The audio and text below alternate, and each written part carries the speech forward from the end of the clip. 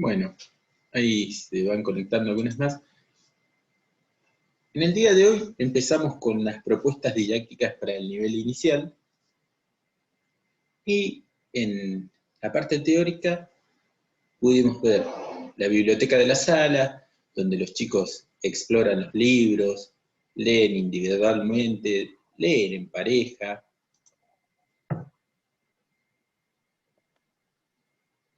se reúnen en ronda, abren un espacio de opinión. Después, la segunda propuesta, leer el propio nombre. La tercera propuesta, escribir el propio nombre. Después, leer para saber más sobre un tema. Escribir en voz alta. Y finalmente, tomar el lápiz para escribir. Y cuando dicen tomar el lápiz para escribir, decimos, wow, acá hay algo que no terminé de entender. ¿Cómo van a tomar el lápiz para escribir? Hola, Agustín. ¿Cómo van a tomar el lápiz para escribir si no saben escribir? Si no les enseñé a escribir, si no les todavía no aprendieron nada.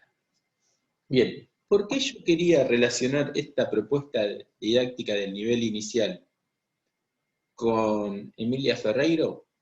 Porque justamente van a ver cómo Emilia Ferreiro trabaja el tema de la explicación, de la escritura, perdón, sin una explicación, diríamos, sin algo explícito, sin una enseñanza explícita, sino tratando de ver cómo los chicos reflexionan solos y tienen hipótesis acerca de la escritura y acerca de la lectura. Y esas hipótesis las van teniendo porque nosotros como docentes les tenemos que ofrecer el contexto.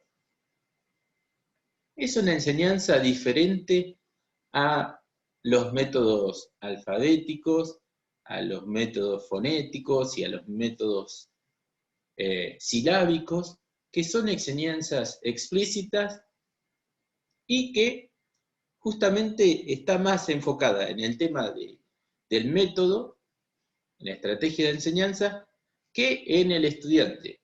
Y la enseñanza de Emilia Ferreiro está mucho más enfocada en el estudiante, en las ideas de ese chico, en las hipótesis que va teniendo para aprender a leer y escribir. Y bueno, una de las propuestas es escribir por sí mismo. Recuerden que en prácticas de lenguaje y sobre todo en las propuestas didácticas del nivel inicial van a tener escribir a través del maestro. Entonces, los nenes en el nivel inicial les van a dictar. Escribir por sí mismo, que es la propuesta más difícil, pero que está relacionado generalmente por una lectura interesante, significativa. Por ejemplo, en el ámbito de estudio van a aprender los animales. Entonces van a tener que escribir los nombres de animales. Y ahora vamos a ver un ejemplo de Emilia Ferreiro. Leer a través del maestro, la voz del maestro como vehículo para poder leer, y leer por sí mismo, que ahí van a tener que hacer interpretaciones, van a tener que hacer ciertas adivinaciones psicolingüísticas, que es lo más criticado de este tipo de enseñanza, pero es una enseñanza totalmente significativa. Voy a compartir pantalla de un breve video de cómo Emilia Ferreiro explica el tema de leer por sí mismo.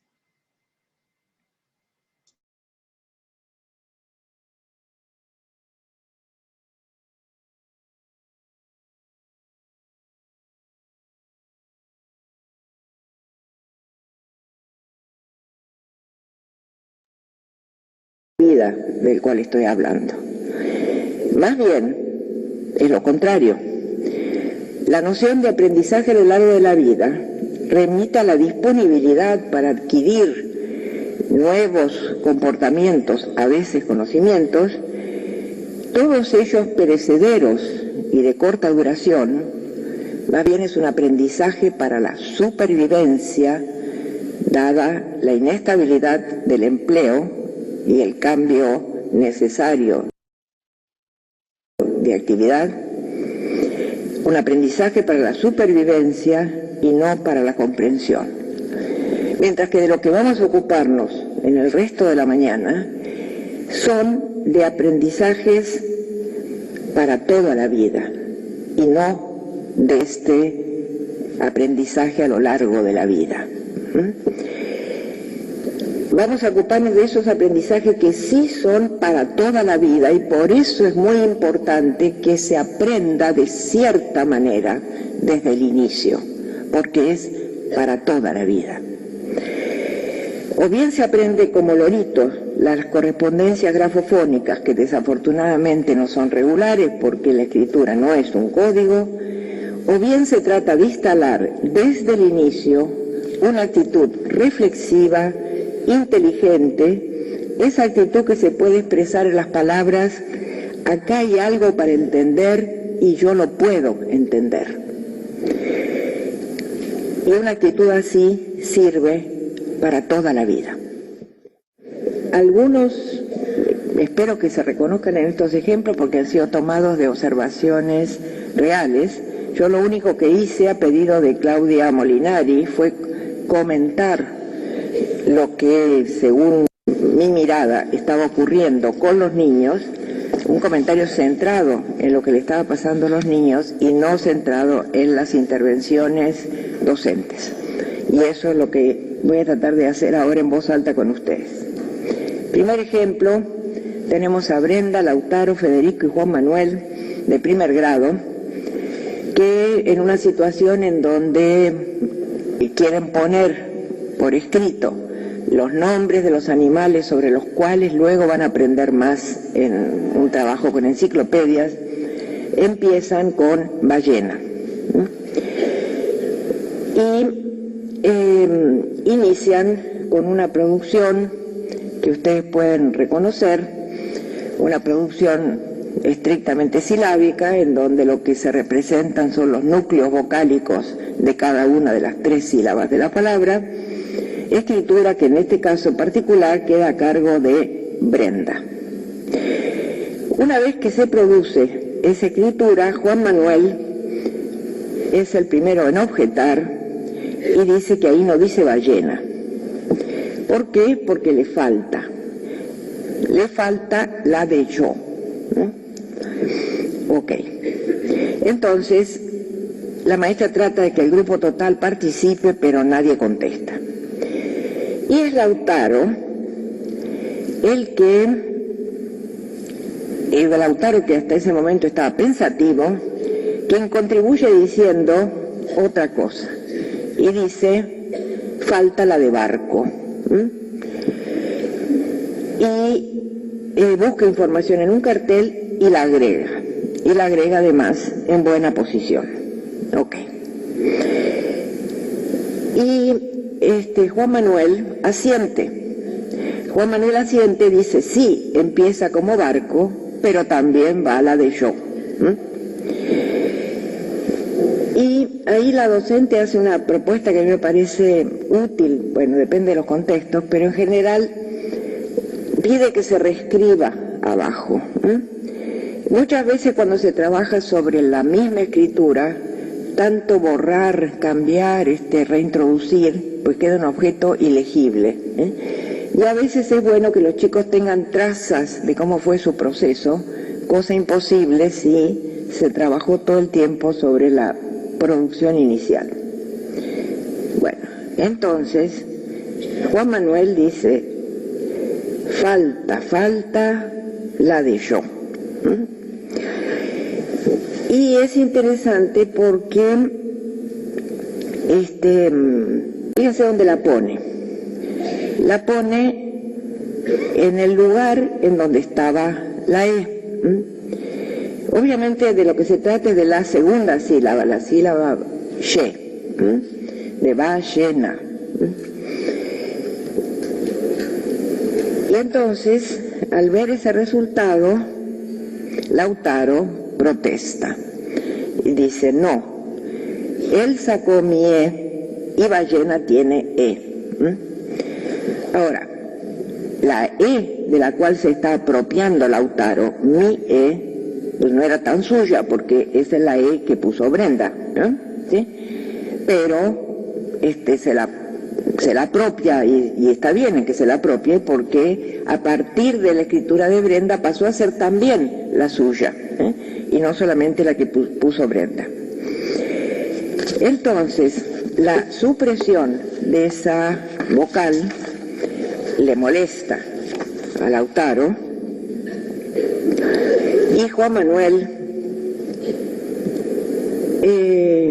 asiente e intercala nuevamente la E, ¿no? Obviamente no todas las sílabas quedan representadas con dos letras, y también es cuestión de la maestra decidir si se va a ocupar en ese momento de la alternancia ortográfica YLL o va a dejar esta ballena provisoriamente con Y, porque de todas maneras van a ir luego en enciclopedia y habrá ocasión para plantear el problema si es que a la maestra le parece interesante plantearlo en ese momento. Tenemos dos sílabas resueltas con dos letras y la última sílaba resuelta solamente con una letra. Ahora, volvamos a ver un poco las intervenciones de los chicos, porque Brenda es la que trabajó exclusivamente sobre los núcleos vocálicos y no vuelve a hacer intervenciones en estos intercambios. Todo pasa entre Juan Manuel y Lautaro, ¿no? Con un Federico que está ahí en segundo plano. Y Lautaro, que es Juan Manuel que primero dice falta la de yo, Lautaro falta la de Barco, los dos están trabajando sobre las consonantes que es necesario introducir. Y Lautaro es el que reintroduce la vocal que había sido sustituida por la consonante por su compañero. Y entonces finalmente la construcción que queda es esta. Y acá está el original de las producciones de los chicos, para que no piensen que toda la caligrafía estaba perfecta, no, para nada. Este mismo grupo va a arrancar con otra palabra, ¿no? Y entonces Federico, que había estado medio silencioso, propone escribir oveja.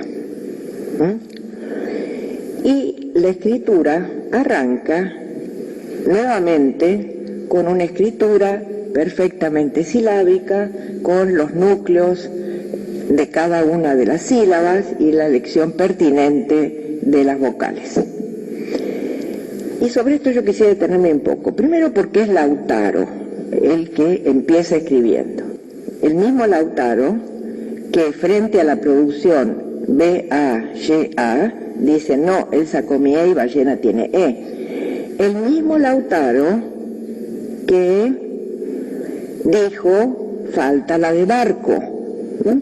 Entonces, ese mismo Lautaro es el que arranca la producción de oveja con los núcleos vocálicos y nada más. Entonces, aquí yo creo que tenemos una situación sobre la cual vale la pena reflexionar. Primero, porque produce bastante desesperación a los docentes, que dicen, a ver, ¿pero qué pasó? Habíamos llegado a introducir dos de las consonantes que faltaban. Vamos a la siguiente palabra y vuelven para atrás. Entonces, ¿aprendieron o no?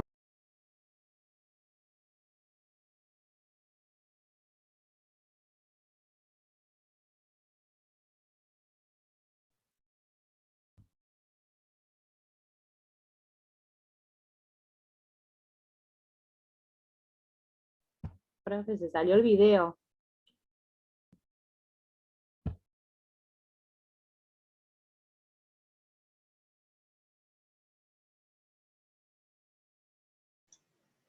Bien. Sí, se salió porque lo saqué yo. Muy bien. Entonces, fíjense lo que les había marcado yo. ¿Cómo cambia el tema de la escritura? Cambia totalmente. Y cómo en la última palabra, que era oveja, vuelve a aparecer la O, la E, la A, y esto que dice Emilia Ferreiro, que al docente lo frustra, es porque también los estudiantes y los chicos están acostumbrados a este tipo de actividades y ya saben que tienen que escribir y tienen que escribir con una letra que falte. Es decir, que a la escritura ya saben que le van a tener que agregar algo más. Entonces, este chico escribió, en vez de escribir la B en algún lado, escribió OEA, porque ya sabe que va a tener que empezar a reflexionar o a tener hipótesis sobre la escritura. Entonces, esta manera en donde los chicos escriben por sí mismos, escriben sí, pero no hay una enseñanza explícita. Hay una reflexión continua de distintos integrantes del grupo.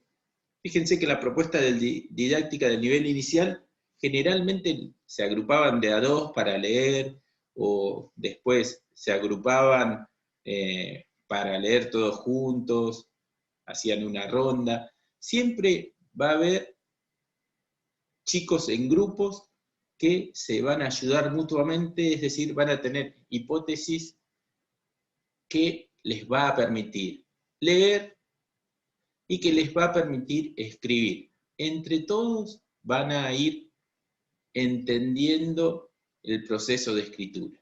Y a leer aprenden leyendo y a escribir aprenden escribiendo.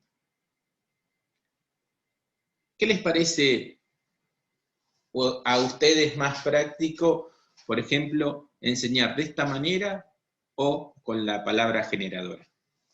¿Qué les parece la diferencia?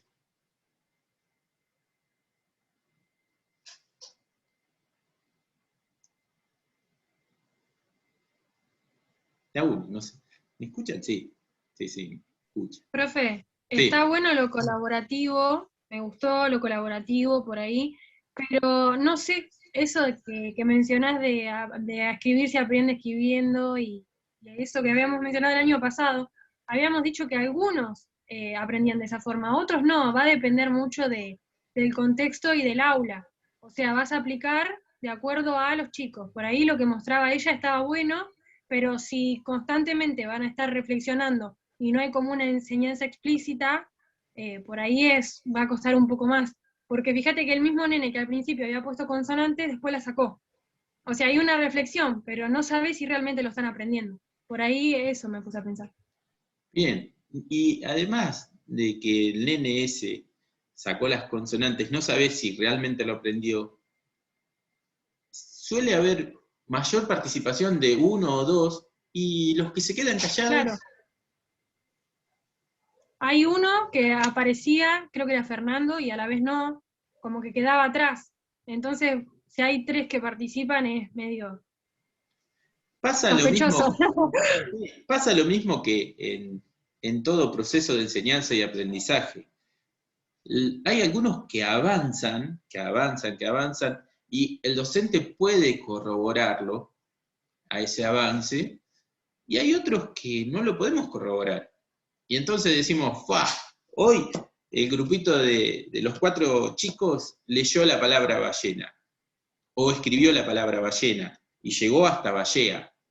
Bueno, están silábicos, pero están pasando al nivel conceptual silábico alfabético, pero todos están silábicos, porque siempre es el mismo el que empieza con las 3 vocales, o siempre son los mismos los que arrancan. ¿Y los demás? Entonces, Ahí está el tema, en los demás. Y está el tema también en ver ese proceso, y en evaluar ese proceso, y saber quién participa, quién está seguro, quién escribe las letras, quién está en el nivel. Ustedes como psicopedagogas van a evaluar en qué nivel conceptual están cada uno de los estudiantes. Primero, ese trabajo que hace la docente está muy bueno, porque es significativo y escriben por sí mismos, pero escriben por sí mismos en grupo. Y reflexionan todos, sí, se ayudan entre ellos, sí, pero van interviniendo casi siempre los mismos. Ahora vamos a ver cómo se puede complicar aún más esto. Vamos a pasar al minuto 56, en donde va a haber una palabra de 2 sílabas, que generalmente las palabras de 2 sílabas son las elegidas para que los chicos escriban por sí mismos. Pero también puede haber complicaciones, porque esas palabras de 2 sílabas generalmente tienen 2 vocales y esas vocales las saben. Pero los chicos, como bien saben, tienen esa hipótesis de cantidad mínima de letras, ¿vieron? Que lo aprendimos con Kaufman. Y entonces dicen, no, acá algo me falta. Algo me falta. Pero, ¿qué es lo que le falta? ¿Y dónde poner lo que le falta? Miren esta parte. Para compartir voy a apagar el video y la...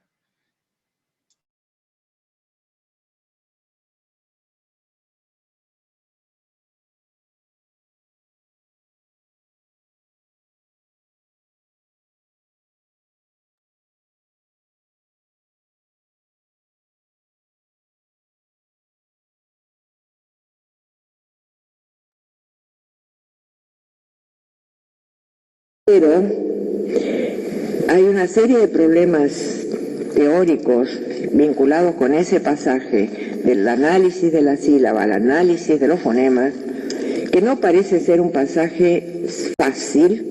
Que no era fácil ya nos imaginamos, pero ¿en qué consiste exactamente la dificultad?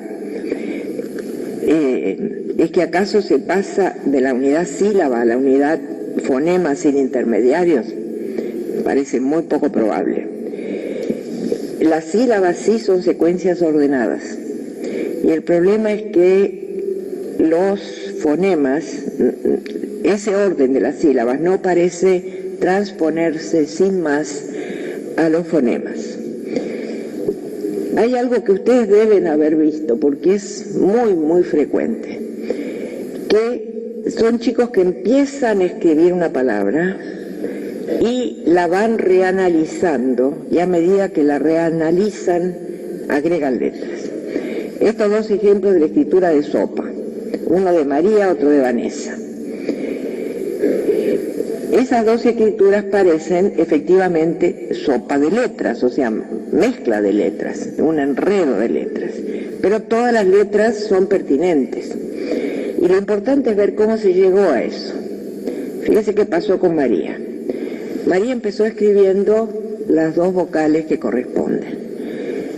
Las leyó. Sopa. Necesito más letras. Requisito de cantidad mínima. Con 2 no me alcanza. Tengo que encontrar otra letra. ¿De dónde la saco? Hay una solución fácil, que es volver a repetir una de las vocales que ya puse. María no se va por la vía fácil, se va por una vía más complicada. Y empieza a decir so, descubre la S y la pone. Y ya que puso la S, sigue pa, y pone la P. El resultado es una doble escritura silábica, primero sobre las vocales y después sobre las consonantes. El problema es que como ha sido agregado simplemente, a medida que el análisis proseguía, sigo analizando y sigo poniendo letras, sigo analizando y sigo poniendo letras. Pues el resultado después no es legible, Porque los chicos, sepámoslo, y nosotros también, difícilmente recuperamos el proceso que nos llevó a cierto resultado. ¿Qué pasó con Vanessa? Vanessa arrancó poniendo OPA y luego empezó a decir so y puso la S. Una S que nunca consiguió leer, pero que tampoco consiguió borrar. No la pudo leer porque estaba en la mala posición y nunca llegó a descubrir que tenía que cambiar la posición y con eso ya estaba todo ok. Pero no la podía borrar porque estaba bien segura de que sopa llevaba la S. Entonces, aquí tenemos un problema que es un problema bien interesante, que es cómo se van analizando elementos dentro de la sílaba y cómo a veces una producción que a primera vista no se entiende para nada, puede ser una producción muy razonable y comprensible en el proceso de producción. Y por eso es tan importante poder atender al proceso. Es evidente que cuando tengo muchos chicos en la clase no puedo atender al proceso de cada uno de ellos escribiendo lo que escriben, no.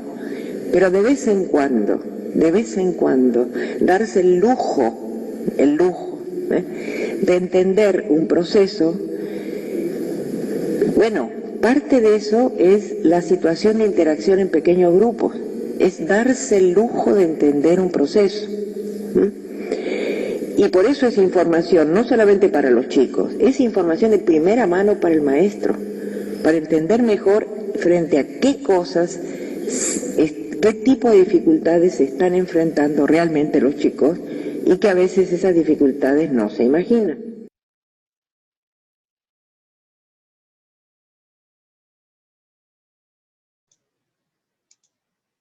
Bien, y acá Emilia Ferreiro nos está diciendo entender el proceso, darse el lujo, dice, de entender el proceso. Entonces, estamos viendo lo difícil que es para el docente, para el maestro, enseñar de esta manera, con las prácticas del lenguaje y estar en el proceso de cada uno de los estudiantes, estar ahí en el proceso de aprendizaje de cada uno, es un lujo, según ella. Y también nos está dando pistas para decir, fíjense que los chicos encuentran el sonido, el fonema, dice, me falta la sopa, me falta la S. Escucha el sonido y pone la S en cualquier lugar. Entonces dice, Aisa dice, me hizo pensar en otra diferencia entre el docente y el psicopedagogo. Sí, tal cual. El psicopedagogo va a tener en cuenta más el proceso porque va a trabajar de una forma individualizada. Y el maestro no puede estar en los procesos de todo. Y tiene que hacer una tarea doble porque ya va a encontrar la palabra escrita y no va a saber qué proceso hizo. En cambio, el psicopedagogo va a tener la posibilidad de estar en ese proceso, de estar al lado, diciéndole sopa, ¿sí? Y de pensar en la sílaba. Por eso las maestras dicen, wow, la palabra generadora. Vino Ferreiro y me complicó todo. Claro, porque ellos trabajaban con la sílaba y no tenían ese problema de cuando están silábicos ya entender dónde va la S y dónde va la... Porque si en la palabra generadora vamos a tirar la palabra sopa, y les van a enseñar las sílabas pa, pe, pi, po, pu, sa, se, si, so, su. En cambio, de esta forma, escribir por sí mismo, el chico solo se tiene que dar cuenta, o la chica se tiene que dar cuenta de que la S va antes de la O porque es so, es la sílaba so. Entonces, el fonema es distinto a la sílaba. La enseñanza silábica es una de las enseñanzas que más le permiten a los chicos fragmentar las palabras. Porque cuando dice, el estudiante dice so, la S, identifica la S, pero no identifica la sílaba, so. Entonces la pone donde quiere, la pone... había escrito la O y la A, y bueno, la escribo después, ¿sí? Entonces, fíjense que ahí también le da importancia a la enseñanza silábica. Esa idea, esa hipótesis del aprendizaje de la sílaba, la va a adquirir, sí, seguramente solo. Pero ahí también está el tema de la maestra, si puede participar y puede enseñar de manera explícita también. ¿Sí? Son concepciones totalmente distintas, uno que va con la enseñanza explícita y otro que trabaja con las hipótesis de los estudiantes. Ustedes tienen que elegir, pero llega algún momento del estudio que los chicos ya dicen, bueno, me cansé, ya está, la dejo así la palabra. Y pueden optar también, los docentes pueden optar para decir, bueno, yo no lo voy a dejar así, le voy a explicar que la sílaba so se escribe S y O, no OS. ¿Sí? De manera distinta, de manera invertida. Y que no es lo mismo poner sopa que poner OASP. Son decisiones que van a tener que tener cada uno. Como el ejemplo de poco y pico. Muy bien, Aiza. Muy bien, con Kaufman el docente lo hizo reflexionar. ¿Sí? De esa manera. Pero fíjense que en poco y pico el chico le faltaba una letra. Y acá no es que le faltan letras, las tiró a las letras y las puso en cualquier lugar, ¿sí? Entonces tienen que ser mucho mayor las reflexiones. Por ahí hasta las reflexiones pasan a ser explicaciones súper explícitas y pueden llegar a pasar a las sílabas, ¿sí? Porque realmente... Sí, ahí está. En el caso de explicar por ahí el orden, porque acá era como más un problema del orden de las letras que otra cosa, es como que tenemos que ser un poco explícito en ese sentido, ¿cómo lo explicamos? Justamente, hay que ser explícito en ese momento. Es decir, lo que dice Ferreiro está bien, de no corregirle a los chicos, no corregirles mientras se están haciendo sus hipótesis, pero cuando hacen sus hipótesis, cuando terminan las hipótesis, ¿podemos corregirle? Y es lo que dijo la maestra también, el tema de... La maestra en el video dice, no, nosotros entendimos mal a Ferreiro. No, no es que la entendieron mal. No es que lo vamos a corregir, sino que los vamos a seguir haciendo reflexionar. El tema de enseñarle algo silábico no significa que no van a seguir reflexionando. Y como les dije, el tema que le enseñemos una sílaba no significa que a la otra clase pase lo mismo que pasó en el ejemplo de ballena y de oveja, que el mismo chico que decía que a ballena le faltaba la de barco, después en oveja no puso la B, ni siquiera la B larga, ni la B corta, ninguna B, ¿sí? Entonces, esos idas y vueltas se van a mezclar, pero ¿está mal enseñarle las sílabas en ese momento? No. ¿Está bien seguir haciéndolo reflexionar como pico y poco? Y si tenemos la capacidad para hacerlo reflexionar, sí. Pero si no la tenemos, no le va a hacer ningún mal que en ese momento le enseñemos las sílabas de sa, se, si, so, su y pape, pipo, pu. ¿Sí? No le va a causar un daño irremediable y no va a aprender a leer. No, todo lo contrario. En ese momento, hasta capaz que escribe bien la palabra sopa.